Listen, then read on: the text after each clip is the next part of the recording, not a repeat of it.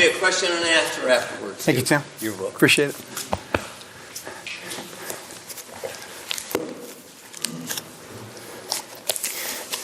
Well, thank you for your attention. I'm not going to talk about me or my campaign.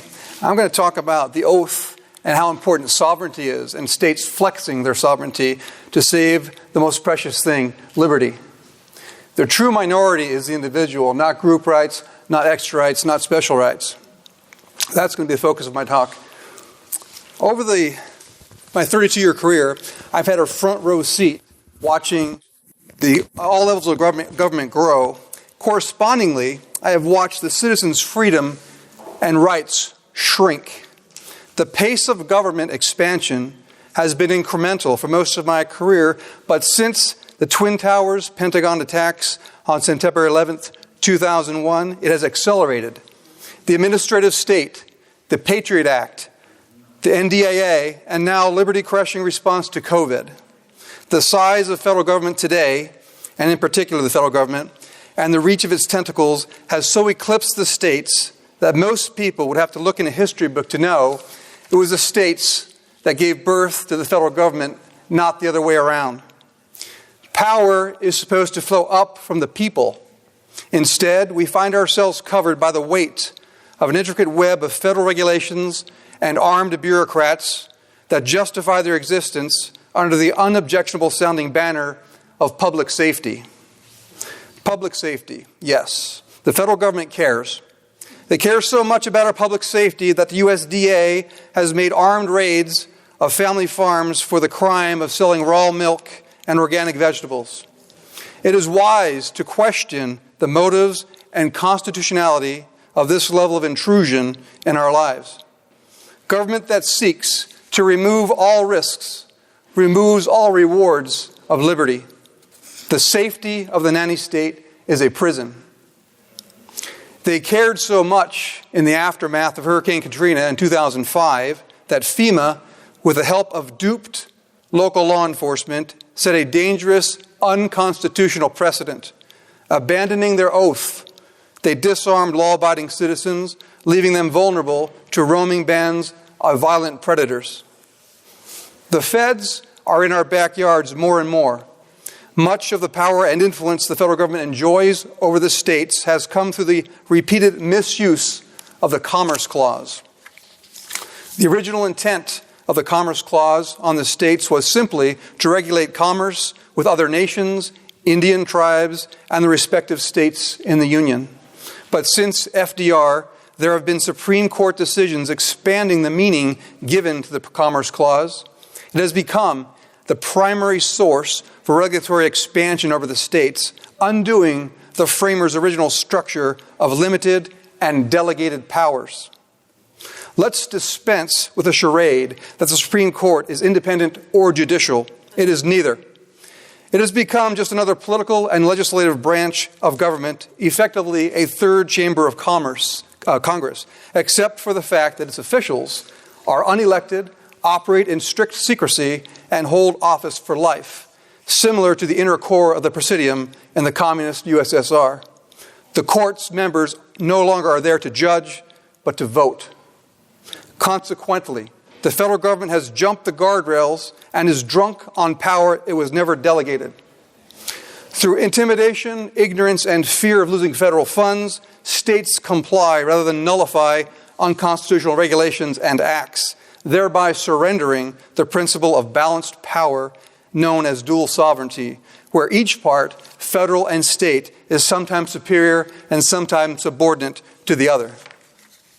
States do not have rights. Only citizens have rights.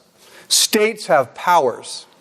When states do not assert the power reserved for them under the 10th Amendment against federal overreach, the citizen shrinks. The 10th Amendment was given to us as a rampart separating the states from federal tyranny. State sovereignty must be asserted for the proper balance of power between the states and federal government to be restored. James Madison said, "A healthy balance of power between the states and the federal government will reduce the risk of tyranny and abuse from either front." We have lost that balance of power. Dennis Prager said, "The bigger the government, the smaller the citizen." We are there. Thomas Jefferson warned, "When all government shall be drawn to Washington as the center of power, it will render powerless the checks provided and will become as venal," means corrupt, "and oppressive as the government from which we separated." We are there. When I consider the web of regulations and regulatory agencies spun over the states, one of the grievances in the Declaration of Independence resonates. He has erected a multitude of new offices and sent hither swarms of officers to harass our people and eat out their substance. We are there. The alphabet agencies of the administrative state lord over us, but do not fall within the enumerated powers granted in the Constitution. State government should be our strongest defense for the people against this federal overreach, but they have coalesced. Many so-called federal crimes are in fact regulatory violations, not laws. The standard of proof is often lower, and the fines and penalties are higher than state and federal crimes. Incredibly, in the Constitution, it only mentions 3 federal crimes: treason, piracy, and counterfeiting. But today, there are literally more federal laws and regulations than can be counted. It has been tried. There are so many that it seems we can be in violation of something at any given moment. Many of these laws are a duplication of state laws and are made in violation of the necessary and proper clause. Some are the product of Congress grandstanding on issues and putting their name on legislation, while others are made so that the federal government can step into the local affairs and persecute rather than prosecute when they disagree with what a local jury or prosecutor did. Ayn Rand said, "The only power any government has is the power to crack down on criminals." Well, when there aren't enough criminals, one makes them. One declares so many things to be a crime that it becomes impossible for men to live without breaking laws. As you know, the 10th Amendment of the Bill of Rights reaffirmed that any power not explicitly granted to the federal government was explicitly withheld from the federal government. The Constitution is not a living document. Nonetheless, the federal government has become what Professor Edward Earle of UC San Bernardino describes as an administrative state. This is a system where administration and regulation replace politics as the ordinary means of making policy. The administrative state elevates the welfare of the collective over the rights and liberties of the true minority, the individual. The overreach of the administrative state is seldom challenged by state government because they depend on federal money, as Lieutenant Governor said. Idaho, we take PILT money, payment in lieu of taxes. And that's the way for them to leverage, put our arm behind our back and make us go their way.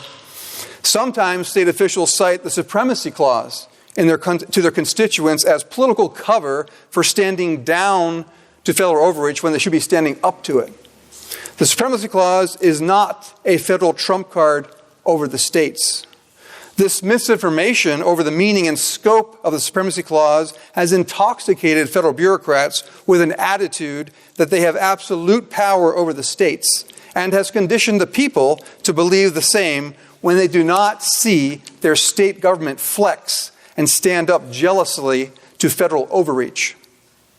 Jealousy is the fear of losing something you love to someone else. Jealousy for liberty is the tenor we need in our elected representatives when it comes to state sovereignty and individual liberty.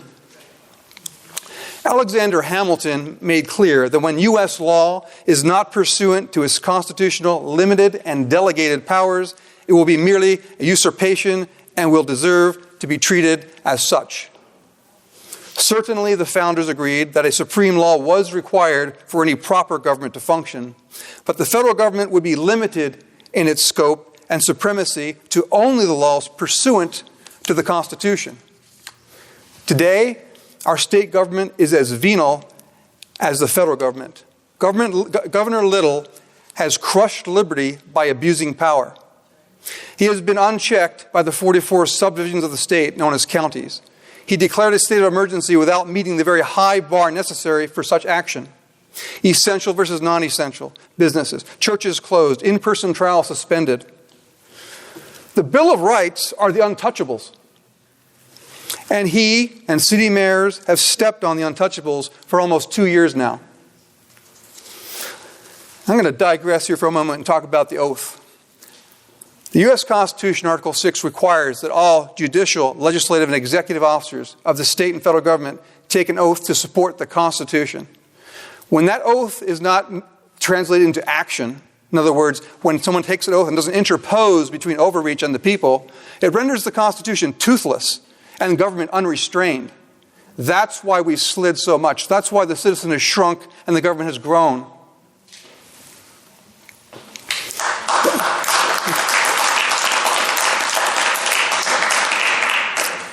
The oath must matter. Let's revisit where we were when Governor Little first stepped on the untouchables. Let's go back to the beginning of the hysteria and use the argument and the numbers from when the governor's first emergency order was issued in March of 2020. As of Easter 2020, there were 1,408 confirmed cases of COVID-19 in Idaho and ostensibly 27 related deaths. Idaho's population then was 1.79 million. Medical opinion at the time agreed there was a 98% chance of recovery. Focusing on known cases at the time, COVID affected 0.08% of our population and killed 0.002% of our residents. The numbers used to justify that we are in extreme peril were so far below the bar of common sense that it was self-evident we were not in the extreme peril standard required for the governor to exercise this extraordinary liberty-crushing authority under Idaho Code 46601, let alone extend it.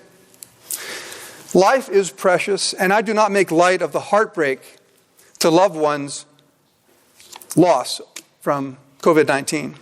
Nonetheless, where there is freedom, there is risk, and liberty must win over safety.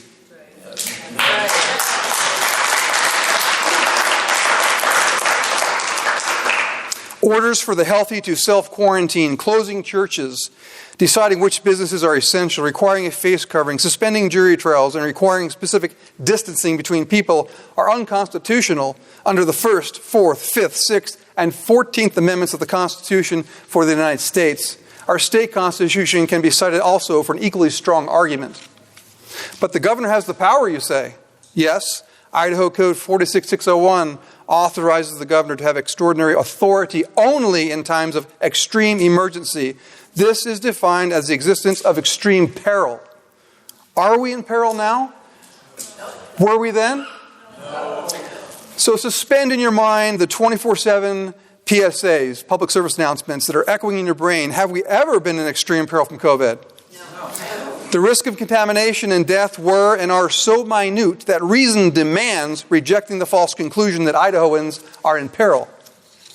On March 25th, 2020, when the governor's order to self-isolate came out, there were a 79 in 10,000 chance of catching COVID, a disease with a 98% recovery rate. A 20 in 1 million chance an Idahoan might die of COVID does not rise to the extreme peril requirement by any measure. I know of one elected official in Idaho's 44 counties who called the governor out on his overreach as unconstitutional. It was Adams County Prosecutor Boyd. He wrote a very, very compelling letter challenging the governor on his overreach, on his constitutional overreach. And of course, our lieutenant governor, she also challenged him. And there's, I think, Sheriff Wheeler up in North Idaho. But out of 44 counties, 3 voices that I know of that at least communicated concern and challenged the governor's action. So how do we begin to challenge overreach from federal and state governments and reclaim liberty in these times we're living in? There is an office uniquely suited to defend individual liberty from federal and state overreach, the county sheriff.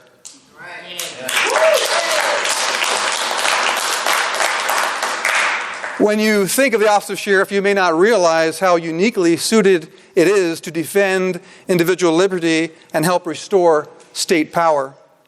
The sheriff is truly unique, one of a kind, unlike anything else. The sheriff is the only elected peace officer in the country. The sheriff does not answer to a bureaucrat in Washington, D.C., nor to the president, nor a judge, nor county commissioners, and not the governor. The sheriff answers to his boss, the people.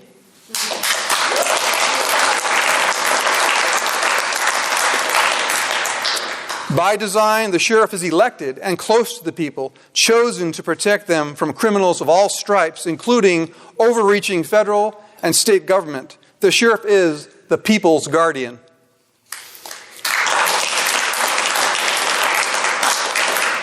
In Mack Prince versus U.S., the Supreme Court reaffirmed the sheriff is the CLEO, the chief law enforcement officer in the county.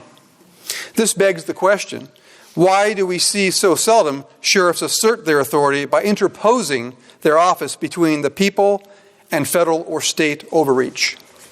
Answer, like many of our elected officials, their oath has no meaning, and the office of sheriff has been compromised by ignorance and by dependence on federal money, mostly in the form of grants and gifts. The good news, there is a movement to restore the constitutional sheriff. Its aim is to remove the influences that compromise the office and replace it with conviction to the oath of office. Yes. Supporting this movement is the CSPOA, the Constitutional Sheriff Peace Officers Association. Their mission, to equip sheriffs, peace officers, and public officials with the necessary information and public support to carry out their duties in accordance with their oath of office. There are 3,100 sheriffs in the United States. Of these, 250 are members of the CSPOA. With your help, we'll make it 251.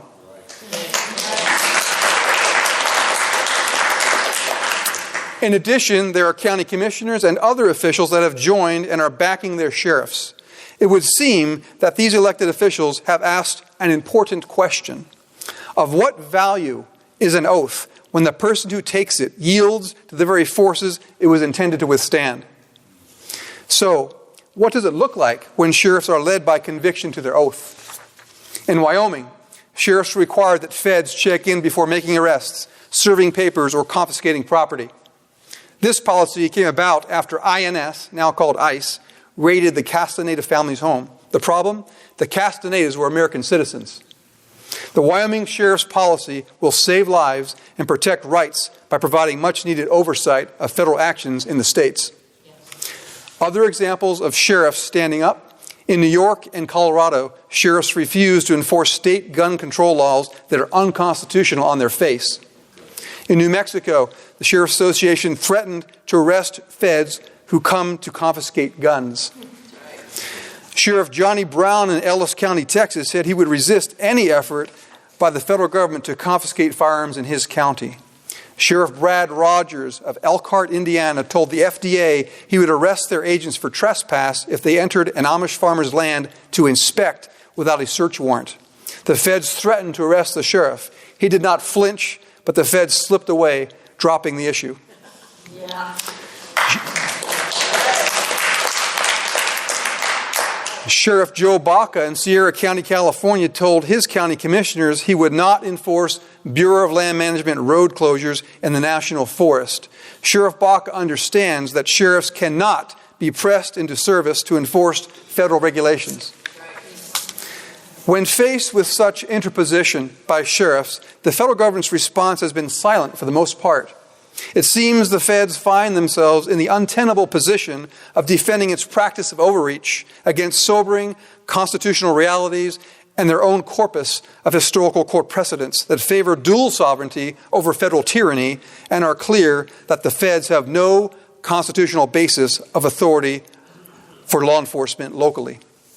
To their dismay, the constitutional sheriffs are not going away, but are growing more numerous and bolder by standing by their oath. Let me be clear, this is not talk of revolution. The revolution has already taken place. It occurred incrementally over the last 60 years at least, and the citizen lost. What I am sharing is an avenue toward a peaceful restoration. But there is precious little time. The Marxists are sewing it up. If we still live in a constitutional republic, and if the rule of law still matters, there can be only one response to a legitimate challenge by a state to federal overreach. A shrinking federal footprint and citizens that stand taller. The same goes for state overreach in the counties. Otherwise, we are living under some other form of centralized government hidden behind the facade of a caring, bloated administrative state where regulations penned by bureaucrats combined with executive orders have replaced the Constitution as the supreme law of the land. Obviously, there are consequences to standing on your oath to overreach, such as loss of funding and the potential of lengthy and costly legal battles. But for the right reasons, at the right time, and in the right measure, sheriffs are in a unique position to stand up as the guardian of the people and the state and U.S. constitutions. The alternative to standing up is for counties and states to submit to government's insatiable appetite for yet more power it was never delegated, thereby turning citizens to subjects. Whether to submit or restore, this is our decision to make now. Action cannot be left for the next generation. They have no frame of reference for the freedom stolen from them. We have a duty to posterity. May God bless Idaho and the Republic. Thank you.